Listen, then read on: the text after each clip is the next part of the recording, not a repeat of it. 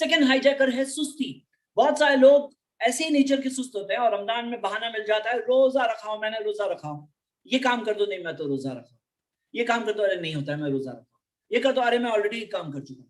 तो सुस्ती का बहाना रोजा बन जाता है और वो अपनी सुस्ती के लिए रोजे को ब्लेम करने लगते हैं। ये बहुत गलत बात है और ऐसा नहीं होना चाहिए। अल्लाह के रसूल मोहम्मद सल्लल्लाहु अलैहि वसल्लम ने हम लोगों को ये दुआ सिखाई, अल्लाहुम्मा इन्नी अऊज़ु बिका मिनल कसल, अल्लाह मैं तेरी पनाह मांगता हूँ सुस्ती से। तो सुस्ती से नबी सल्लल्लाहु अलैहि वसल्लम ने पनाह मांगी और कितना फ्रीक्वेंटली पनाह मांगी, आपको पता है कि सुबह शाम के अस्कार में दुआ है। और नबी सल्लल्लाहु अलैहि वसल्लम की कई दुआओं में आपको ये कसल सुस्ती का जिक्र है। अल्लाह के रसूल सल्लल्लाहु अलैहि वसल्लम पनाह मांगा करते थे, क्योंकि एक इंसान जब सुस्त हो जाए ना, इबादतों में भी सुस्त हो जाता है। उसकी नमाज में भी, जैसे मुनाफिकीन की नमाज के बारे में आता है, कामू कुसाला, सुस्ती से खड़े होते हैं, एकदम ढीले ढाले, मतलब जो होता है ना अटेंटिवनेस से नहीं खड़े होते हैं। सुस्ती एक ऐसी चीज है जो एक इंसान को दुनियावी तौर पे भी बर्बाद करती है, आखिरत के एतबार से भी बर्बाद करती है। और नबी सल्लल्लाहु अलैहि वसल्लम सुबह और शाम के अस्कार में दुआ मांगा करते थे, अल्लाहुम्मा इन्नी अऊज़ु बिका मिनल कसल, अल्लाह मैं तेरी पनाह मांगता हूँ सुस्ती से।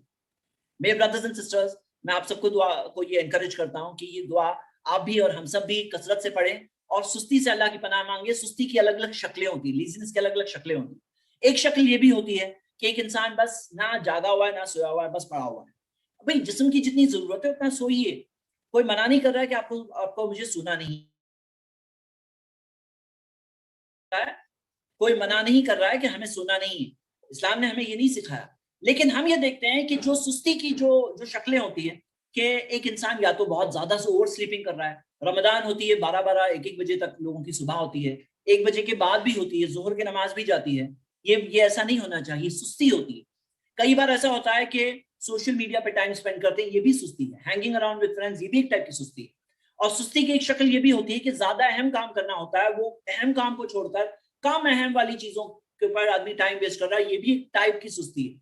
तो सुस्ती से हमें पनाह मांगने सिखाया गया। सुस्ती को बुरा समझना चाहिए, सुस्ती से बाहर निकलने की कोशिश करनी चाहिए। और सुस्ती से बाहर निकलने के लिए यही मामला है कि कम से कम एक स्टेप आगे लीजिए, एक कदम आगे बढ़ाइए, तो आदमी सुस्ती से बाहर भी निकल सकता है इंशाल्लाह। मतलब सुस्ती के ताल्लुक से ये है कि आप एक स्मॉल स्टेप तो ले लो, कम से कम एक कदम तो ले लो। जैसे नबी सल्लल्लाहु अलैहि वसल्लम ने फरमाया, बल्लिगु अन्नी वलो आया, पहुंचा दो मुझसे, चाहे एक आयत क्यों ना हो, तुम्हें एक आयत मालूम है ना तो पहुंचा दो।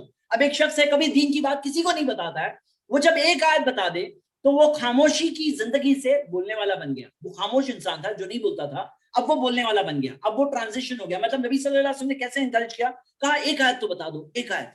उसी तरह इत्तकुन्नार वलो बिनिस्फि तम्र, सही बुखारी की हदीस है कि जहन्नम की आग से अपने आप को बचा लो, चाहे आधा खजूर ही देकर क्यों ना हो, आधा खजूर तो दे दो।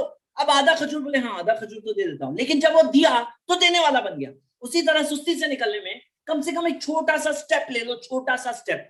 मिसाल के तौर पर कोई शख्स है जो लेटा हुआ है, वो अपना टाइम वेस्ट कर रहा है, तो हम उसे कहते हैं कम से कम खड़े हो जाओ, कम से कम खड़े हो जाओ, कम से कम फेस वॉश कर लो, एक कदम तो लो, फिर सेकंड कदम आगे आसान होगा, थर्ड कदम आसान होगा, कम से कम तुम सुस्ती के स्टेट से बाहर निकलोगे। तो बाहर निकलने का एक फॉर्मूला मैंने आप लोगों को आज के इस लेक्चर में बताया।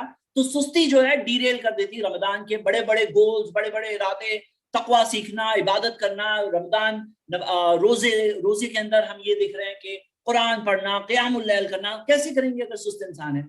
अच्छा ये बात भी है कि बाज लोगों का मेडिकल प्रॉब्लम होता है, कोरोना वायरस सीजन चल रहा है, बॉडी में अगर बीमारी है, बॉडी फाइट बैक कर रही है, आराम की जरूरत है। मैं उनकी बात नहीं कर रहा हूं, मैं जो नॉर्मल लोग हैं उनकी बात कर रहा हूं कि उन्हें कोशिश करना चाहिए कि वो सुस्ती के स्टेट से बाहर निकले, they come out of the state of laziness, वो बाहर निकले। तो ये रमजान के अंदर अगर ये चीज होगी तो फिर उन्हें वो फायदा रमजान में भी होगा, रमजान के बाद में भी होगा। And we can do it, क्यों? क्योंकि हम अल्लाह के लिए कर रहे हैं। हम तवक्कल तो अल्लाह, अल्लाह पे भरोसा करते हुए, अल्लाह की मदद मांगते हुए, अल्लाह की साथ के साथ, अल्लाह की मदद आपके साथ हो तो क्या आप नहीं कर सकते हैं? बिल्कुल कर सकते हैं। अल्लाह की मदद मांगिए, अल्लाह के साथ में करिए। ये हो गया सेकंड हाईजैकर।